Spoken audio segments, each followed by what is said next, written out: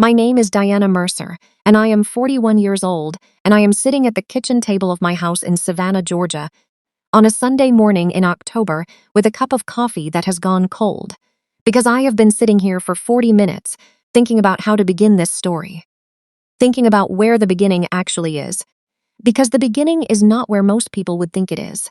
The beginning is not the night my husband Nathan told me he was leaving. It is not the morning I found the text messages. It is not the first time I saw her photograph on his phone. The beginning is much earlier than any of those moments.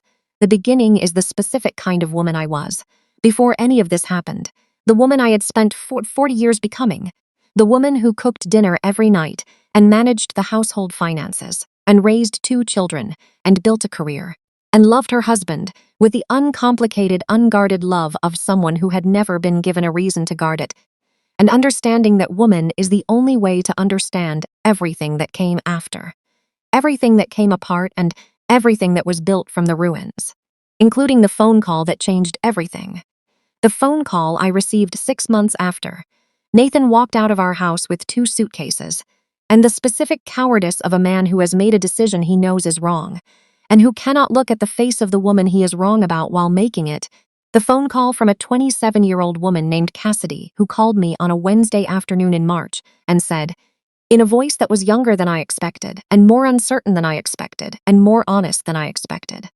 She said, "Mrs. Mercer, I know this is incredibly strange, and I completely understand if you hang up on me, but I need to talk to someone who actually knows Nathan, someone who has lived with him and loved him, and watched him make decisions, and you are the only person I can think of who qualifies. And I am calling because I am in trouble and I don't know what to do, and I think you might be the only person who can help me understand what is happening to my life." I held the phone for a long moment. The coffee on the table in front of me was hot that day, still steaming, and I remember looking at the steam rising from the cup while I processed what I had just heard. The voice of the woman my husband had left me for, calling me 6 months later, asking for my help, and I remember thinking that there is no situation in human experience for which prior life prepares you, no combination of circumstances that a person can anticipate and plan, for that includes the specific surreal quality of receiving this particular phone call on this particular Wednesday afternoon. And I remember thinking also that I had 2 choices. I could hang up or I could listen. And I have always been a woman who listened, who believed that listening was an act of courage rather than weakness, who understood that the stories people bring to you when they are desperate are always more complicated than the stories they tell when they are comfortable.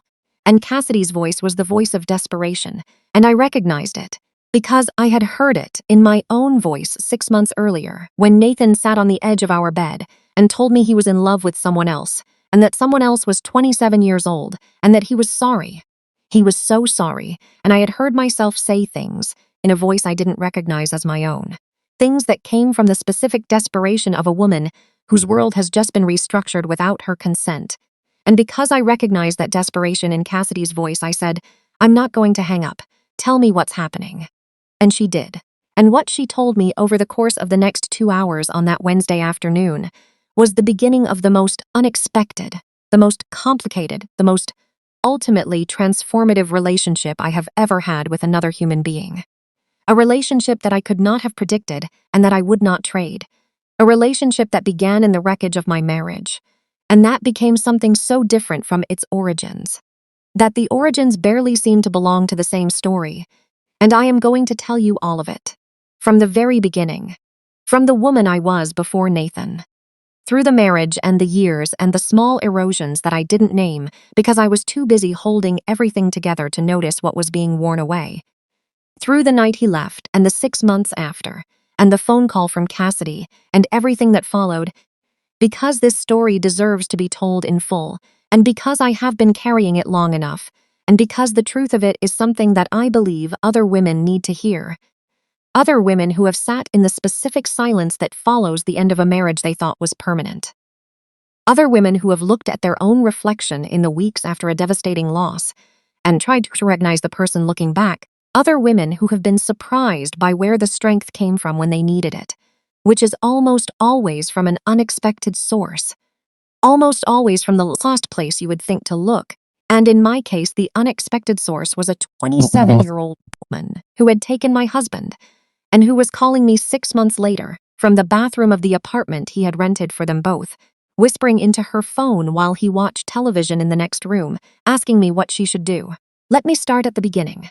Let me start before Nathan. Let me start with Diana Calloway, which was my name before I became Diana Mercer.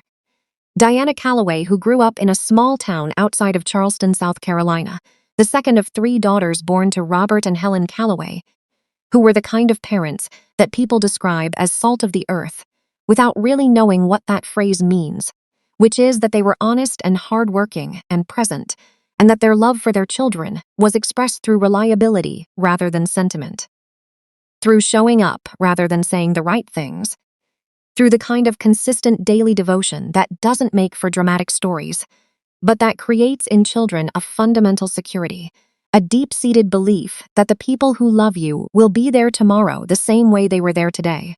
And I carried that belief into my adult life and into my marriage, and it was both the best thing about me and, for a long time, the thing that made me most vulnerable.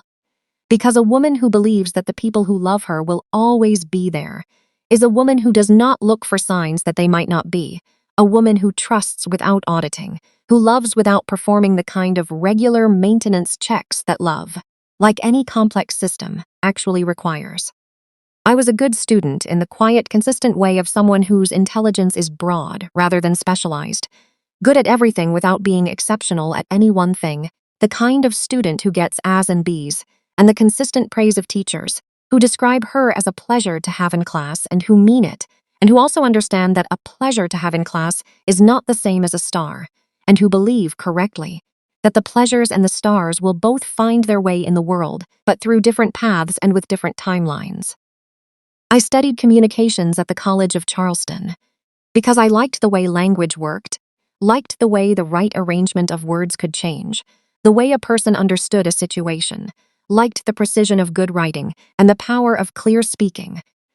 And because communications was a field broad enough to encompass all of my interests, without forcing me to specialize, before I'd understood what I wanted to specialize in, which is a perfectly valid reason to choose a major, and which my father supported with the specific generosity of a man who understands that not all 18-year-olds know what they want to be, and that forcing the question too early produces people who are technically competent and fundamentally lost. After college, I got a job at a public relations firm in Charleston, where I wrote press releases and managed client communications, and discovered that I was genuinely good at the art of presenting information in the best possible light without misrepresenting it, which is the essential skill of public relations, and which is, I would later understand, also the essential skill of being married to a man who is not quite who he presented himself to be. The skill of finding the best possible framing for a situation that does not deserve the best possible framing, which I would practice for 16 years before I finally put it down and looked at the situation without the framing and understood what I was actually looking at. I met Nathan Mercer at a client event when I was 24. He was 30, a real estate developer who had started his own firm 3 years earlier with money from his father's business, and the specific confidence of a man who has been told since childhood that he is capable of anything, and who has absorbed this message so completely that it has become structural rather than emotional, part of his foundation rather than part of his self-perception, so that he moved through the world with a certainty that was not arrogance exactly, but was related to arrogance the way a cousin is related to the main family. Similar enough to be recognizable, but distinct enough to be, in moderate doses, genuinely attractive. He was attractive. I want to say that because it is true, and because the women who tell stories about bad marriages sometimes airbrush the attractiveness of the man they married, as if acknowledging his appeal is an admission of stupidity. And I am not going to do that because Nathan was genuinely attractive and genuinely charming and genuinely interested in me in the beginning, with the focused interest of a man who has decided he wants something and who brings his full considerable energy to the project of getting it. He called when he said he would. He remembered things I had mentioned in passing and brought them up weeks later in ways that made me feel seen and paid attention to. He opened doors and pulled out chairs with the specific old-fashioned courtesy of a Southern man of his generation who has been taught that these expressions are expressions of respect rather than condescension, and who performs them without the self-consciousness of someone who is performing. He was good at conversation, which is rarer than people acknowledge. The ability to sustain genuine two-way exchange rather than alternating monologues. And he made me laugh, which has always been the thing I find most disarming in a person, the thing that gets inside the careful social distance I maintain with new people and makes it collapse. The specific vulnerability of laughter, the way it requires you to drop your composure, even briefly, and be surprised by something and show that you were surprised, the small nakedness of it. We dated for 2 years and were married when I was 26 in a ceremony in Charleston that my mother cried through from beginning to end, and that my father watched with the specific expression of a man who loves his daughter and is letting her go, and who trusts that the person receiving her is worthy of the trust being extended, and who would spend the next 16 years revising that assessment downward by such small and gradual increments that the revision never felt dramatic. And just slow, the way a house settles, the way something that seemed solid reveals over time that the settling is not the house finding its foundation, but the foundation slowly giving way. We moved to Savannah because Nathan's business was expanding into the Georgia market, and because Savannah was a beautiful city with a real estate market that rewarded the kind of mixed-use development Nathan specialized in. Historic buildings converted to contemporary purposes, old structures given new lives, which is a business model I admired professionally and that I would later recognize as the metaphor for everything that happened to me in the years after he left. The conversion of something old into something new, the finding of contemporary purpose in a structure that had been built for a different time. We bought a house in the Victorian district, a 4-bedroom with original hardwood floors and 12-foot ceilings, and a garden that I spent 15 years making beautiful, planting things and tending them, and learning the specific patience that gardens require. The understanding that you plant things whose full beauty you will not see for years, and that this is not a waste of effort but a form of faith, and I loved that garden the way I loved everything in our life. With practical, unglamorous devotion, with the regular attention of someone who understands that beautiful things require maintenance and that maintenance is itself a form of love. Not the exciting kind. Not the kind that gets told in stories, but the real kind, the kind that actually holds things together over time. Our son Elliot was born when I was 28. Our daughter Grace was born when I was 31. I had, by this point, left the PR firm and established my own communications consultancy, working with nonprofits and small businesses and local government entities on their public-facing communications, their messaging and their storytelling and their community presence. And I was good at it, in the way I was good at most things I applied myself to, thoroughly and without drama. And the business grew steadily, if not spectacularly, and by the time Grace was born, I was running a small operation with 2 employees and a client list that generated enough income to give me professional identity without requiring the full-time attention that would have conflicted with the children, which was a balance I had chosen deliberately, and which I have never regretted, even though the choosing of it contributed to the imbalance that would eventually destabilize my marriage. Because a woman who is partly available to everything is never fully available to the thing that most needs her full attention. And the thing that most needed my full attention for years was the marriage itself, the slow and incremental withdrawal of Nathan from the person I had known into the person he was becoming, the subtle renegotiation of his priorities that I noticed in fragments, without assembling the fragments into a pattern, because assembling them would have required me to look directly at something I was not ready to see. Nathan's business grew. The Savannah real estate market rewarded his instincts and his energy, and the specific appetite for risk that real estate development requires. And by the time we were 10 years into our marriage, he was running a firm with 20 employees and a portfolio of properties that made his name recognizable in the commercial and residential real estate across coastal Georgia and South Carolina. The growth was real, and I was proud of it, and I supported it in the ways that spouses support each other's professional ambitions. By managing more of the household so that he could manage less, by being flexible about travel and social commitments, and the irregular hours that development projects demand, by being the stable platform from which his increasingly unstable and demanding professional life could be safely launched.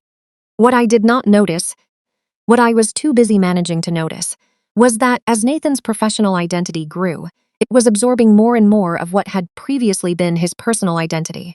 That the man who had been attentive and funny and genuinely curious about my life was being replaced gradually and almost imperceptibly by a man who was attended to rather than attentive, who was interesting rather than interested, who brought his professional self home in the evenings and expected his home to be a setting that complemented that self rather than a relationship that challenged it, and who had begun to look at me, I would understand much later, through the specific reductive lens of a man who has started to see his wife not as a person who continues to develop and surprise him, but as a known quantity, a fixture, something reliable and present whose value is taken for granted, precisely because its reliability means it requires no attention. I was 40 when Nathan told me he was leaving. 40 years old, 20 years out of college, 16 years married, 2 children in high school, a business I had built myself, a garden I had grown from bare dirt, a house I had turned into a homeroom by room over 15 years, and a husband who sat on the edge of our bed on a Tuesday night in September and told me that he had been seeing someone for 8 months and that he was in love with her and that he was sorry and that he knew this was going to hurt and that he actually said he hoped that I would understand eventually that this was something he had to do. He hoped I would understand. As if my understanding was a gift he was requesting, rather than something he had forfeited the right to request. As if the appropriate response to being told that your husband has been conducting a secret relationship for 8 months, while you managed his household and raised his children, and believed that your marriage was intact was to work toward understanding, rather than to stand in the specific truth of what had been done. And let that truth be as enormous and as damning as it actually was. And I did not scream. I did not throw things.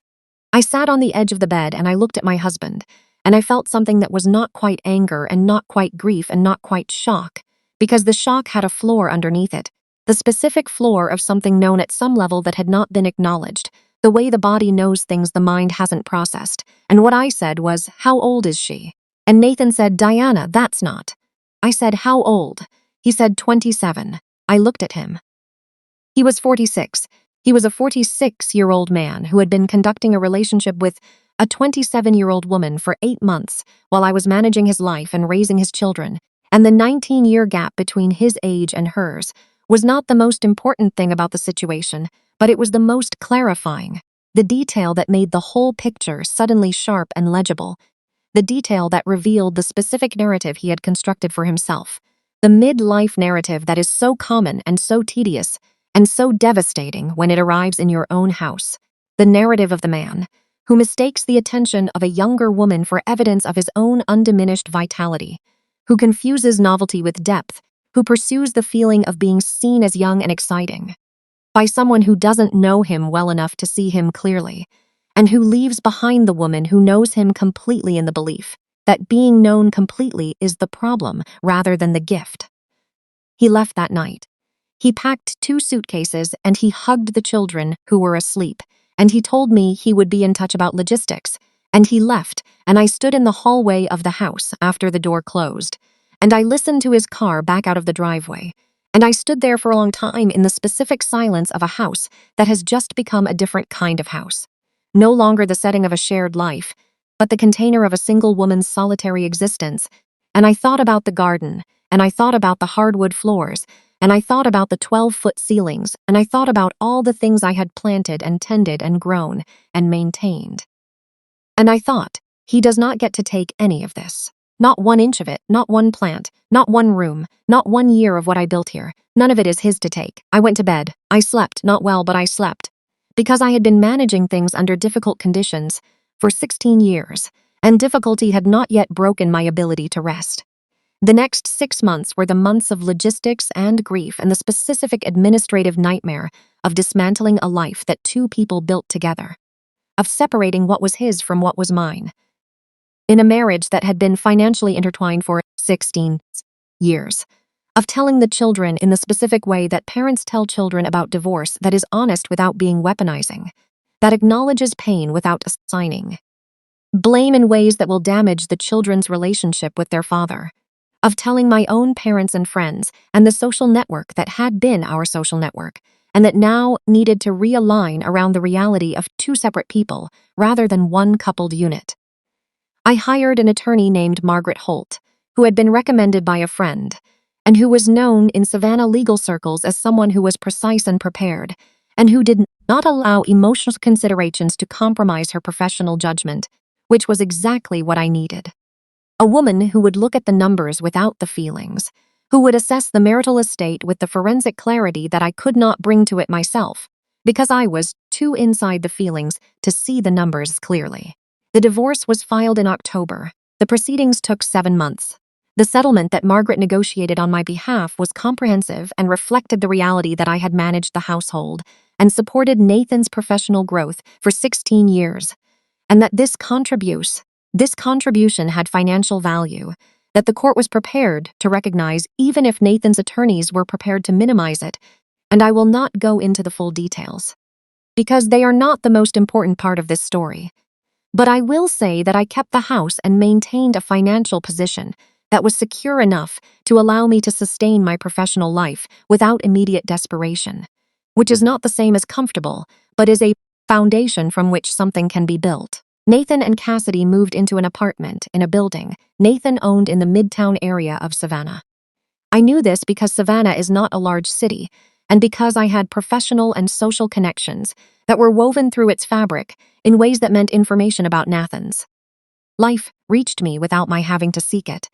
The way information moves in small cities through the capillary system of mutual acquaintance, not gossip exactly, but the ambient awareness that a community has of itself. The low-level surveillance of people who are connected enough that news travels without being deliberately transmitted. I knew the apartment.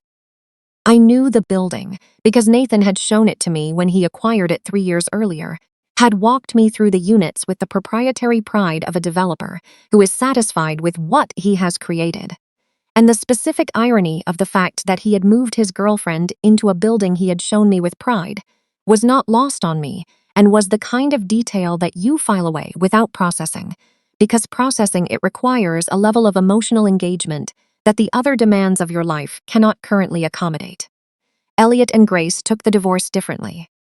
Elliot, who was 16 and who had his father's confidence and my stubbornness in a combination that made him simultaneously difficult and admirable, processed the divorce through anger, which he directed at Nathan, with the specific moral clarity of an adolescent who does not yet understand that adults are complicated, but who is entirely correct in his assessment of a specific situation, which is that his father had done something that hurt his family and that the hurt was real and deserved to be named. Grace, who was 13 and who had my patience and her grandmother Calloway's quiet perceptiveness, processed the divorce through sadness, which she wore like a coat she didn't know how to take off. A low-grade grief that expressed itself in the way she sat at the dinner table, and in the way she watched me sometimes when she thought I wasn't looking, the way a child watches a parent they are worried about, with the specific anxiety of someone who loves you and is afraid that what happened to you might happen to them. I watched both of my children navigate the wreckage of their parents' marriage, and I did what mothers do in those situations, which is to keep showing up, to make dinner every night and drive them where they needed to go, and attend their events, and ask about their days, and be present in the ordinary ways that presence requires, and that no amount of grief relieves you of the obligation to maintain. Because your children need the ordinary things every day, regardless of what extraordinary things are happening in your interior life. 6 months after Nathan left, on a Wednesday afternoon in March, my phone rang. I did not recognize the number. I answered because I always answer numbers I don't recognize, on the grounds that not answering is a form of avoidance, and avoidance has never solved anything in my experience. The voice on the other end was young, younger than I expected, and uncertain in a way that was immediately disarming, the uncertainty of someone who has made a decision they are not sure about, and who is already half expecting to be rejected for it. And she said, "Mrs. Mercer, my name is Cassidy Webb. I know who I am to you, and I know that calling you is probably the strangest thing I could do, and I completely understand if you hang up. But I need to talk to someone who knows Nathan, someone who has actually lived with him, and you are the only person in the world who qualifies. I'm in trouble and I don't know what to do, and I think you might understand things that I don't understand yet." I sat at my kitchen table. The coffee was hot and steaming. I looked at the steam for a moment. Then I said, "Tell me what's happening." And she did. Cassidy Webb had grown up in Augusta, Georgia, the youngest of 4 siblings in a family that was large and loud and loving in the specific chaotic way of large families, where love is abundant, but individual attention is scarce. Her mother was a nurse, and her father was a high school football coach, and they were good parents who worked hard and who had instilled in Cassidy the specific combination of ambition and insecurity that comes from being told you are capable of great things by people who cannot afford to fund those great things, so that the ambition is real and the resources to support it are limited, and the gap between the two creates a hunger that can be exploited by people who know what hunger looks like.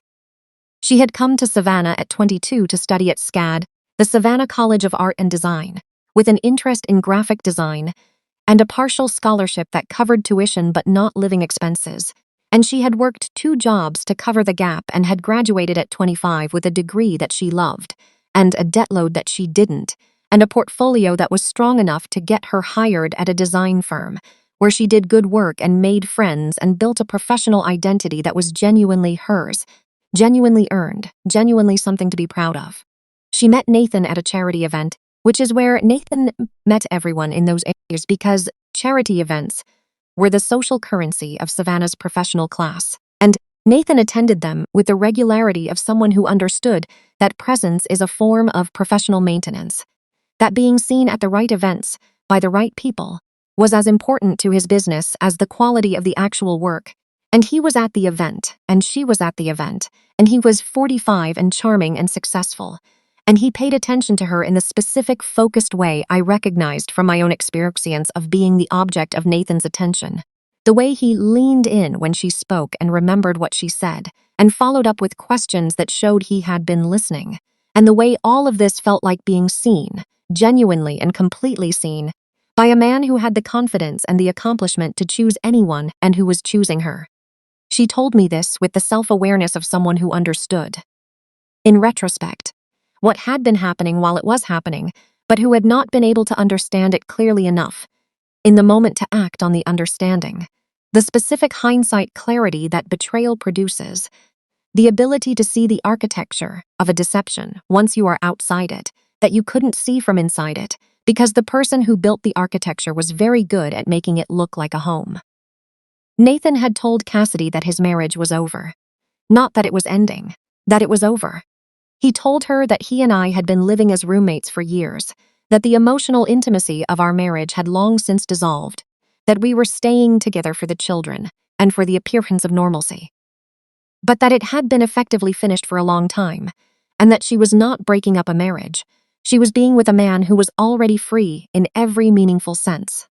He told her that he had been unhappy for years.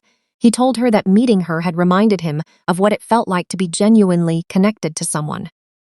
He told her that I knew the marriage was functionally over, and that I was okay with it, which was a lie so complete and so specific in its detail that it required not just the lie itself, but the confidence to sustain it, the willingness to construct a false version of me and present it to Cassidy as real.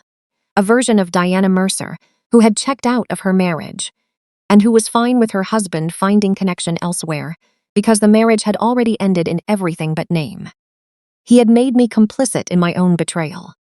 He had used my name and my character to construct the permission structure that allowed Cassidy to feel okay about what she was doing, had built a fictional me who had agreed to the situation, so that the real me, who had not agreed to anything, could be deceived without Cassidy feeling that she was doing the deceiving. I listened to Cassidy tell me all of this. I listened for 40 minutes without interrupting, because she needed to tell it, and because I understood that the telling was itself an act of courage, and that interrupting courage is a kind of cruelty even when what you are hearing is difficult. Even when what you are hearing is the story of how someone participated in the destruction of something you loved. Even when you are hearing your own name used as a prop in a story you were never told. When she finished, I said, "He told you I knew." She said, "Yes. He was very specific about it. He said you had talked about it, that you both knew the marriage was over, that you were both waiting for the right time." I said, "I had no idea he was seeing anyone until the night he told me he was leaving. I had no idea you existed until that night, and I was not okay with any of it because I was never asked." The silence on the other end of the phone was the silence of a person absorbing information that requires them to fundamentally restructure their understanding of a situation they thought they understood. I had heard that silence before. I had been that silence. 6 months earlier, sitting on the edge of my bed, restructuring my understanding of 16 years. Cassidy said, very quietly, he lied to me. I said, yes. She said, about all of it. I said, about the parts that mattered most. She was quiet again. Then she said, I'm so sorry, Mrs. Mercer. I am so genuinely and completely sorry. I know that doesn't fix anything, and I know you don't owe me forgiveness, and I know that I am the last person you want to be talking to right now, but I needed you to know that I did not know. I genuinely did not know. I looked at my cold coffee. I thought about what I was going to say next for a long time, longer than the pause suggested, because what I was going to say next was going to determine what happened in the conversation. And what happened in the conversation was going to determine something about what happened in the larger story. And I understood that I was at a choice point, the kind that doesn't announce itself as significant, but that you recognize afterward as the moment when things went one way rather than another. I said, I believe you, and I need to ask you something. She said, okay. I said, what kind of trouble are you in? She was quiet for a moment. Then she started to cry, not dramatically. Not the performed crying of someone who is trying to generate sympathy, but the specific quiet crying of someone who has been holding something very heavy for a long time and has finally found someone to put it down in front of. And she said, he's different now. He's different than he was when I met him. He's controlling. He checks my phone. He tells me what to wear. He gets angry when I make plans without telling him. He criticizes my work and my friends and the way I speak and the way I eat and everything I do. And then he apologizes, and then he does it again. And I don't know if this is normal. I don't know if this is what a relationship is supposed to feel like. And I don't have anyone I can ask because everyone I know thinks we're fine, thinks Nathan is wonderful. And I can't tell my mother because she'll panic. And I have no one who actually knows him. And you're the only person who has lived with this man and watched him make decisions. And I need to know, Mrs. Mercer. I need to know if this is who he is, or if this is something else. I sat with that for a moment. I thought about Nathan. I thought about the 16 years. I thought about the ways he had been controlling that I had managed and absorbed and accommodated and explained away over the years. The ways he had criticized my professional choices and my social decisions and the way I managed the household. And the way his criticism had always been framed as feedback, as the input of a partner who wanted things to be better, and the way I had received it as feedback rather than control. Because the framing had been good, and because I had been a woman who defaulted to generous interpretations, and because 16 years is long enough for a pattern to become invisible through familiarity, the way wallpaper becomes invisible when you have looked at it long enough, present but unregistered, part of the background rather than the foreground of your awareness. I said, Cassidy, I am going to tell you something, and I need you to hear it clearly. What you are describing is not what a relationship is supposed to feel like. Checking your phone is not love. Controlling what you wear is not love. Criticizing everything you do and then apologizing and then doing it again is not love. These are things that look like love if you have never seen them clearly, but they are not love, they are control, and the difference between the two is the difference between something that grows you and something that diminishes you, and what you are describing is diminishment. She was quiet for a long time. Then she said, how long did it take you to see it? I said, longer than it should have. She said, what did you do when you saw it? I said, I kept explaining it away because I had children and a life and a home, and because leaving felt like the destruction of everything I had built, and because the alternative to staying seemed worse than the reality of staying, until the reality of staying became its own kind of destruction, and then there was no choice left to make. She said, I'm 27. I don't have children. I don't have a house. I have my apartment and my job and my friends and a man who has been slowly making me doubt everything about myself for 6 months. I said, then you have everything you need to make a different choice than I did. She said, how? I said, one step at a time, and not alone. I don't know exactly when the decision was made to help her. I don't know if it was a decision in the formal sense of a deliberate choice, or whether it was something more instinctive. The automatic response of a woman who recognizes a familiar wound in an unfamiliar person, and who understands that the wound needs tending regardless of the complicated circumstances in which it was discovered. What I know is that by the end of that 2-hour phone call, I had agreed to talk to her again, had given her my number and told her she could call when she needed to, had listened to everything she needed to say, and had said some things back that I hoped were useful, and had hung up the phone feeling something I had not expected to feel, which was not anger at Cassidy but something closer to clarity. The specific clarity of understanding that the situation was more complicated than the narrative I had been given, and that complicated situations require more nuanced responses than the ones that grief and betrayal usually generate. Cassidy called again the following Saturday. She was at a coffee shop because Nathan was at the apartment, and she needed to speak freely. She told me more about the relationship, about the ways it had shifted over the 6 months since they had moved in together, about the pattern that I recognized because I had lived a slower version of it for 16 years, the pattern of a man who pursues with enormous energy and attention, and who, once he has what he was pursuing, begins the slow process of remaking it into something more manageable, something that confirms his beliefs rather than challenges them, something that reflects back what he wants to see rather than existing independently as its own thing. She told me about the evening Nathan had gone through her phone and read her text messages with a colleague he had decided he didn't like, and had confronted her about the content of those messages, which were professional and innocent, with an intensity that frightened her, not because he raised his voice but because he didn't, because he was very calm and very certain and very clear about what he believed she had done wrong, and what the consequences of doing it again would be. And the calm certainty was more frightening than anger would have been, because anger you can respond to. Anger has a shape you can push back against, but calm certainty delivers itself as truth rather than opinion, and leaves you with nothing to push against, only the choice between accepting it as truth or doubting your own perception of reality. I recognized this.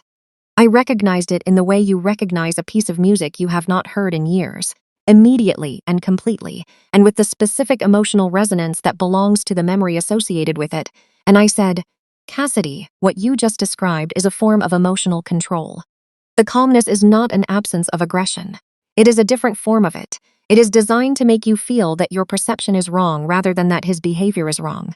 She said, how do I know which one it is? I said, because you called me. Because you reached out to a stranger, to the woman your partner was married to, because you needed someone outside the situation to confirm or deny what your perception is telling you. That is not what a person does when their perception is wrong. That is what a person does when their perception is right, and they have been told so many times that it is wrong that they need external confirmation to trust it. She was quiet for a moment, then she said, you're very calm about this. I said, I have had 6 months to practice. She said, aren't you angry at me? I said, I was angry at the situation. I was angry at Nathan. I was angry at myself for not seeing things I should have seen. I have not been able to sustain anger at you specifically because what you've told me makes it clear that you were deceived the same way I was, in different ways and for different purposes, but deceived. She said, I don't know if I deserve that. I said, deserving isn't really framed the frame I'm working with right now. What I'm working with is what's true and what's useful. Over the following weeks, Cassidy and I talked regularly. The calls were always made from outside the apartment, always when Nathan was elsewhere, always with the careful logistics of a person navigating a situation in which their communications are monitored and their freedom of movement and constrained in ways that are not formally prohibited, but that are psychologically enforced through the expectation of account giving, the requirement to explain where you went and who you talked to and why, the invisible fence of a controlling relationship that is permeable in one direction only. I listened. I asked questions. I shared things from my own experience when they seemed relevant and withheld things when sharing them would have been about my need to be understood rather than her need to be helped, because the distinction between those two things is the difference between a helpful conversation and a self-indulgent one, and I was trying to be helpful. Have you ever been in a relationship where you were slowly made to doubt your own perception of reality?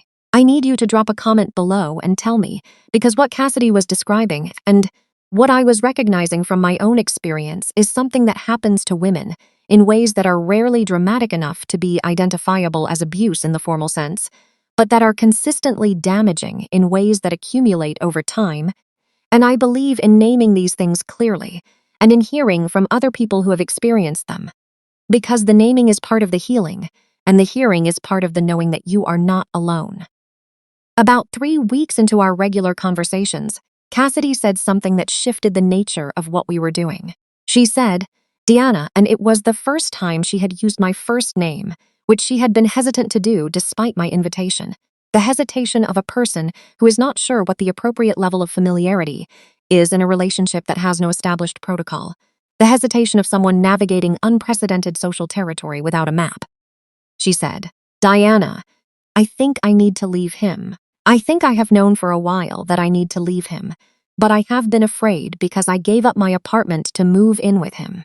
And my lease is gone, and I don't have the money to start over right now. And I am afraid of what he will do, and I am afraid of how I will manage. And I am afraid of being wrong about all of this, of leaving, and then finding out that I was the problem and he was fine." I said, "You are not the problem." She said, "How do you know?" I said, "Because the person who is the problem does not call their partner's ex-wife to ask whether their perception of reality is accurate. The person who is the problem is certain. The person who has been made to feel like the problem is uncertain. You are uncertain. Nathan is never uncertain." She was quiet. Then she said, "I don't know where to go." I said, "I have a guest room." The silence that followed was the longest silence of any of our conversations. I had surprised myself as much as I had surprised her. The offer had come from somewhere below conscious deliberation, from the same place that my decision to answer the phone had come from, the place where values live before they become arguments, the deep down place where a person knows who they are without needing to think about it, and who I was, who I had always been, was a woman who helped when helping was possible regardless of the complicated circumstances that made the helping feel complicated. And the circumstances here were about as complicated as circumstances get, but the helping was possible. And so the offer existed before I had fully thought it through. Cassidy said, "You can't be serious." I said, "I am seriously offering you a place to stay while you figure out your next steps. I have a 4-bedroom house. My children are here on alternating weeks. I have a guest room that is currently occupied only by boxes I haven't unpacked from the reorganizing I did after Nathan left, and you are welcome to it for as long as you need it while you stabilize your situation." She said, "Diana, I was your husband's girlfriend." I said, "Yes. And you were also deceived by my husband into participating in something you would not have participated in if you had known the truth. Those two facts exist simultaneously, and they don't cancel each other out, but they do change the moral calculus of the situation." She said, "What will people say?" I said, "Savannah is a small city. People will say quite a lot. None of it will be my concern." She moved in on a Friday evening 2 weeks later, while Nathan was in Charleston for a site visit. She arrived with the same 2 suitcases that contained everything she had brought to his apartment, the same compressed economy of possessions that people carry when they are moving fast and light, when they are leaving rather than settling. And I showed her to the guest room, and I put fresh towels in the bathroom, and I made tea, and we sat in my kitchen for 2 hours, talking in the particular way of people who have been talking through a screen and are now suddenly in the same physical space, and who are adjusting to the reality of each other's presence after the distillation of phone conversations. She was younger than I had imagined, which is to say she looked 27 in a way that made 27 visible as a specific life stage rather than just a number, the particular quality of someone who is fully formed but not yet settled, who has built competence without yet building certainty, who knows what she can do without yet fully knowing who she is in the larger sense. And I recognized in her a version of myself from 15 years earlier and felt something toward her that was not maternal exactly, but was adjacent to it. The specific tenderness of recognizing a person at a stage of development you have already passed through and understanding both the opportunity and the vulnerability of that stage in ways they cannot yet understand themselves. Nathan found out she had left on Saturday morning when he returned from Charleston. He called her phone, which she answered because she had decided not to disappear, but to be honest about what she was doing and where she was. And when he asked where she was, she told him she was staying with a friend. And when he asked which friend, she told him she had moved out and that she needed space to think about the relationship and that she would be in touch. She did not tell him she was staying with me. That information reached him through other channels 2 days later, through the specific capillary system of a small city where news moves without being deliberately transmitted. And when Nathan found out, he called me. I answered. He said, "Diana, what the hell are you doing?" I said, "I'm helping someone who needed help." He said, "She is my girlfriend. She doesn't need your help." I said, "She disagrees." He said, "This is insane. You're my ex-wife." I said, "Yes, Nathan. And I am also someone who has lived with you for 16 years and who has very specific knowledge of the patterns that you are currently repeating and who is in a position to provide useful context to someone who does not yet have the benefit of that knowledge." He said, "You are going to destroy her life with your version of things." I said, "I'm giving her information. What she does with it is her choice." He said, "I want to talk to her." I said, "Then call her. She's an adult. She can decide whether to talk to you." He said, "Diana." I said, "Nathan, this conversation is over," and I hung up. I want to tell you what happened in the weeks that followed because they were not simple, and I do not want to present them as simple because the reality of living in the same house as the woman your husband left you for is not simple, regardless of the circumstances that created that reality. And there were moments of genuine discomfort and genuine awkwardness and genuine sadness that I navigated with varying degrees of grace. And I want to be honest about the full texture of the experience rather than smoothing it into something more comfortable than it actually was.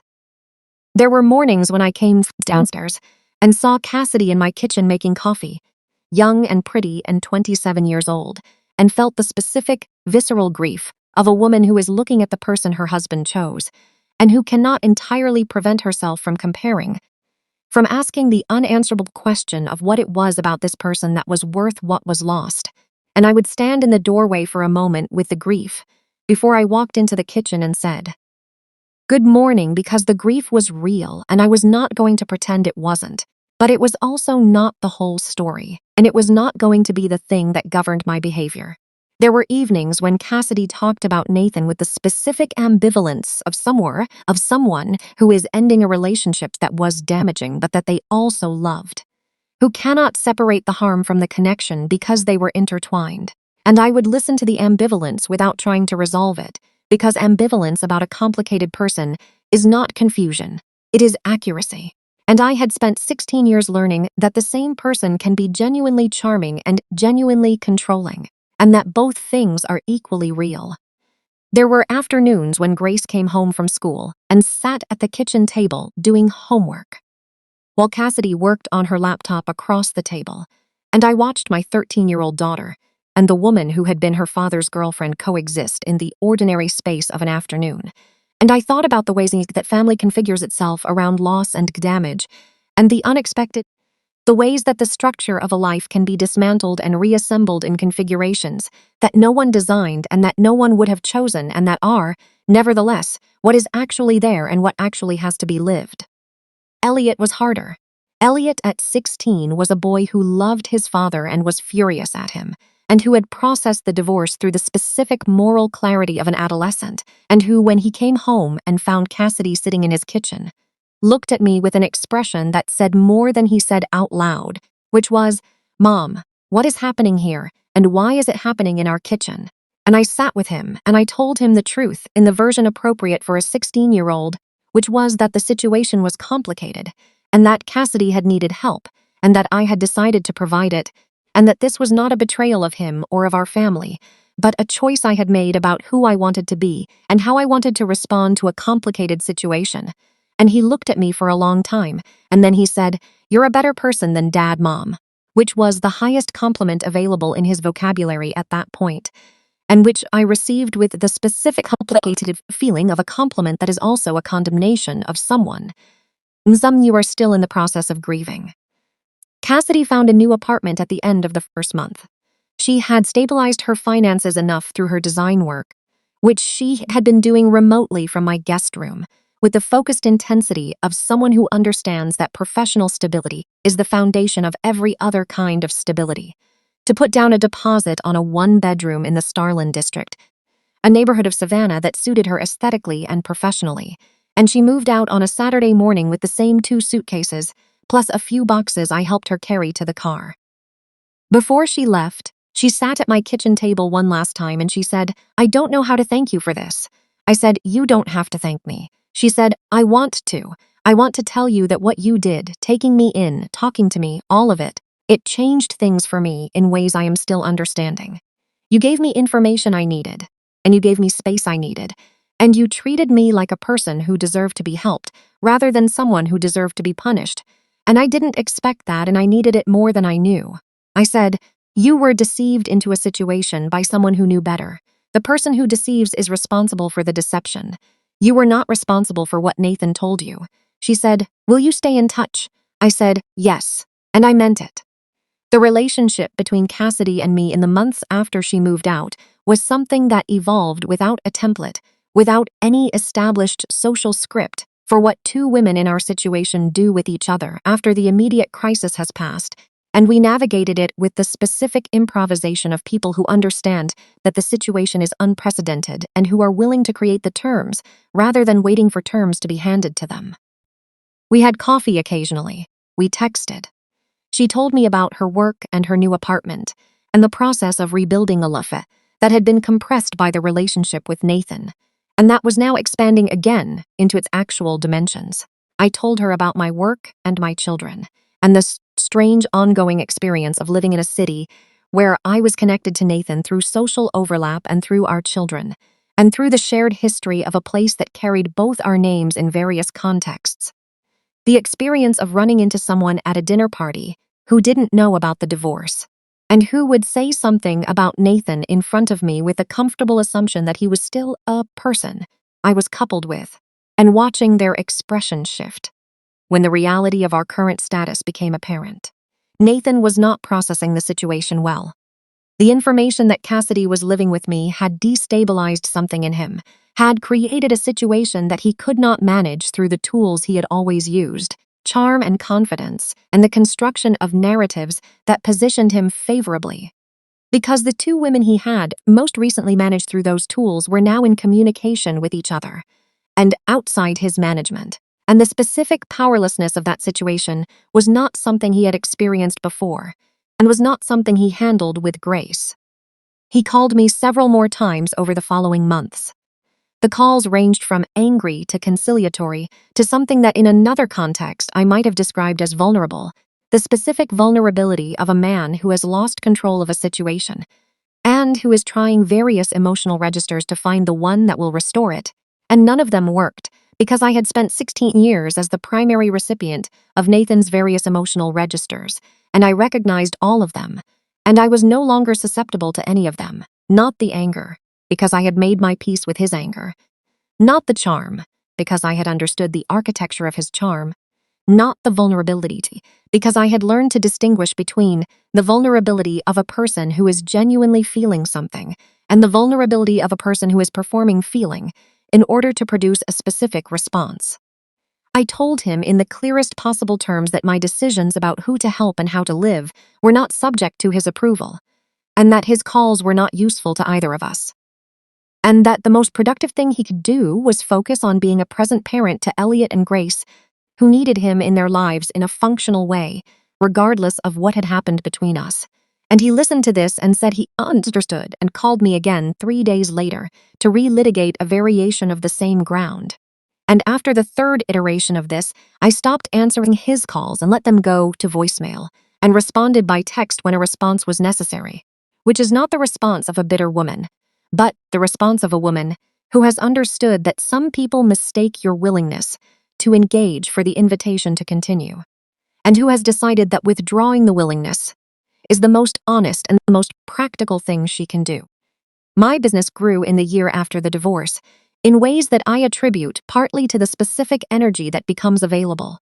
When you stop directing a significant portion of your life's energy toward managing a relationship that isn't working, the freed capacity that becomes available for other things when the constant background processing of marital management is no longer running.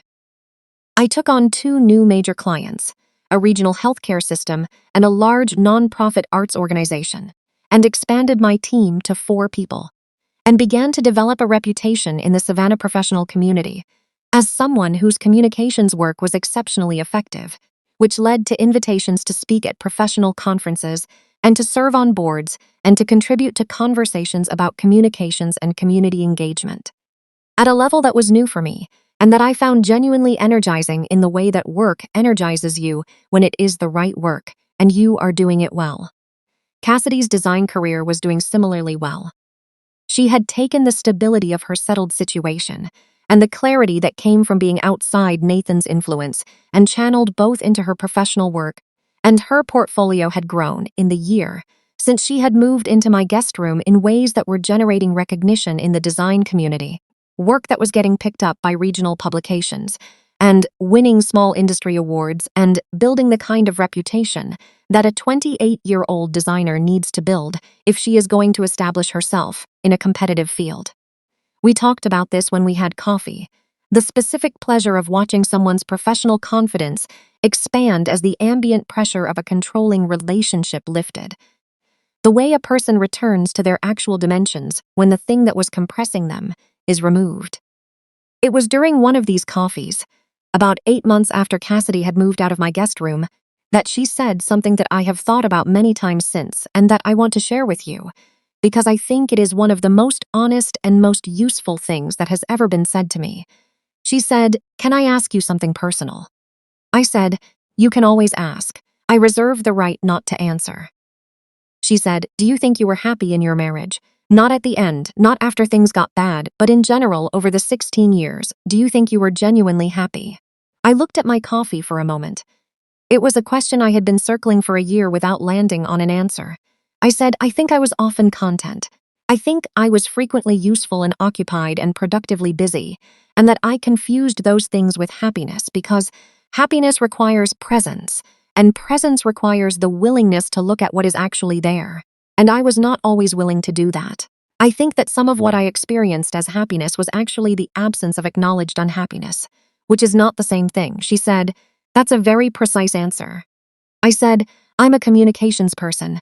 I think about words." She said, "I think I was doing the same thing with Nathan. I think I was confusing the relief of being chosen by someone who seemed certain with the experience of actually being happy, and those are different things." I said, "Yes." She said, "When did you figure out the difference?" I said, "I'm still figuring it out. I think the figuring out is ongoing rather than complete. I think the goal is not to arrive at a permanent understanding, but to maintain the willingness to keep looking at what is actually there rather than at what you have decided should be there." She nodded. She held her coffee cup with both hands the way young people sometimes do, the cup as a focal object for the attention, something to look at while you think about something else. Then she said, "I'm glad you answered the phone that day." I said, "I'm glad I answered it too, and I meant it. I want to tell you about a specific moment that happened about a year after the divorce was finalized, a moment that brought the story into a kind of clarity that I had not expected, and that I think is worth sharing because it illustrates something about the nature of the reckoning that catches up with people who have operated as Nathan operated, who have built their professional and social identity on a foundation of managed impressions, and who have never fully understood that impressions require maintenance, and that the maintenance eventually breaks down. Nathan's business had been growing for years on the strength of his reputation and his relationships, and the specific social capital that he had accumulated in the Savannah professional community through years of visibility and charm, and the appearance of success. But behind the appearance, the fundamentals had been shifting in ways that his management of impressions had been concealing. Debts on development projects that had not performed as projected, cash flow pressures that were being addressed through the kind of creative financial management that looks sustainable until it doesn't. A business that was expanding faster than its actual financial position supported, because the expansion was being funded through a confidence that outpaced the numbers. I knew this because I had been paying attention.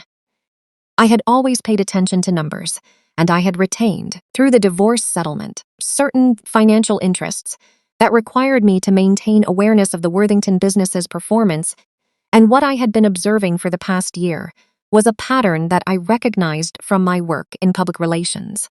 The pattern of an institution whose public communications are increasingly divergent from its actual condition, and the divergence is always eventually resolved in favor of the actual condition. The resolution came in October, 14 months after the divorce was finalized, when 3 of Nathan's development projects experienced simultaneous cash flow crises that required restructuring, And the restructuring required conversations with lenders and investors that exposed the full extent of the financial position, and the exposure was significantly worse than the presentation had been. The Savannah business community is small, and news of the financial situation moved through it rapidly. Nathan's phone calls to me increased. He wanted advice. He wanted my communication expertise and my professional networks and my 15 years of experience managing the presentation of complicated situations.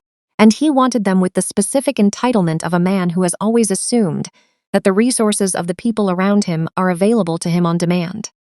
I did not take those calls. What I did instead was refer him to a colleague of mine who specialized in crisis communications and who I trusted to do good work and to be appropriately direct about what Nathan's actual situation required, which was not better management of the presentation, but better management of the underlying reality. And I trusted my colleague to say that clearly, and I trusted Nathan to have difficulty hearing it, and I trusted the whole process to proceed without my involvement, because my involvement was not required. And because the line between helping someone and enabling someone is a line I have been learning to identify and to respect.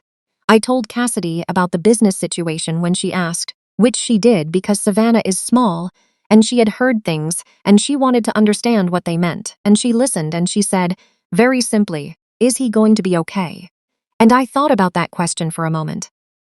I thought about Nathan, about the 47-year-old man who had spent his whole life believing that confidence was the same as competence, and who was now in the process of discovering the difference. And I said, I think he is going to have a period of significant difficulty, and I think that difficulty is going to teach him things that nothing else in his life has taught him. And whether he is going to be okay depends on whether he is willing to learn them. She said, do you feel sorry for him? I said, I feel something more complicated than sorry.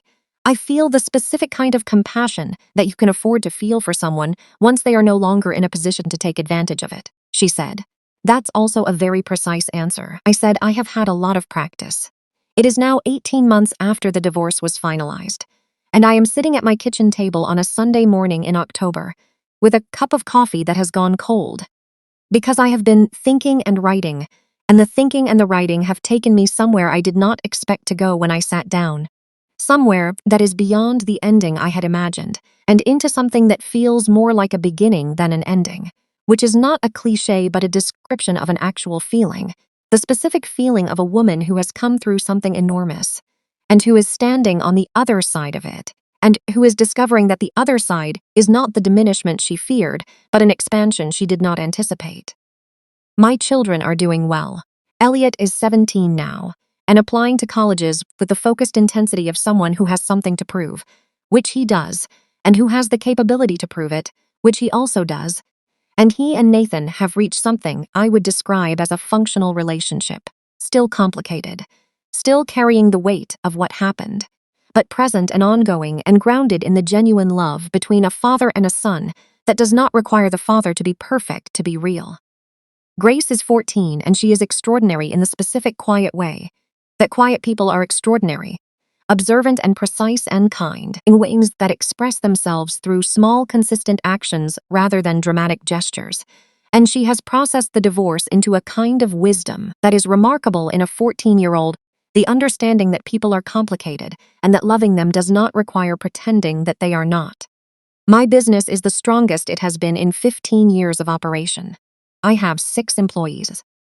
I have a client list that includes some of the most interesting organizations in coastal Georgia.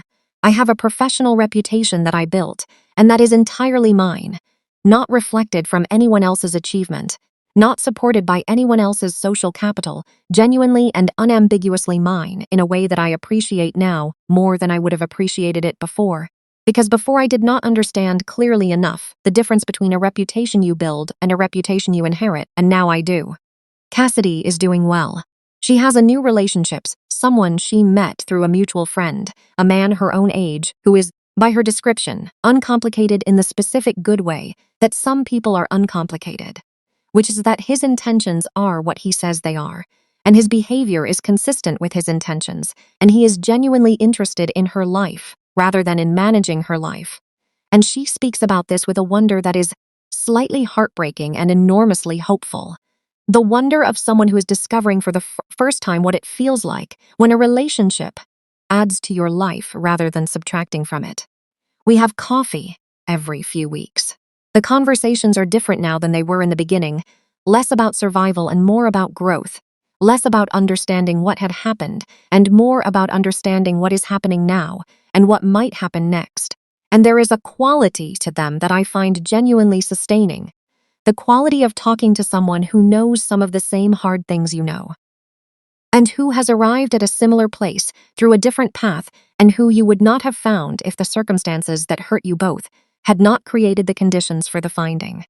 I want to say something about forgiveness because I think people expect it, and because I want to be honest about what I actually have and have not done. I have not forgiven Nathan in the formal sense of the word, the sense that suggests a complete resolution of the harm he did. A clearing of the account. A restoration of something clean where something was damaged. I do not think I will arrive at that kind of forgiveness, because I do not think it is something I owe, and because I am not convinced it is actually available to me, in the way the word implies. What I have done is something different, something that I think is more honest and more useful than the formal version. Which is that I have arrived at a place where Nathan's choices are not the organizing fact of my life anymore, where what he did is part of my history but not the center of my present, where I can think about him with something that is not warmth but is not poison either.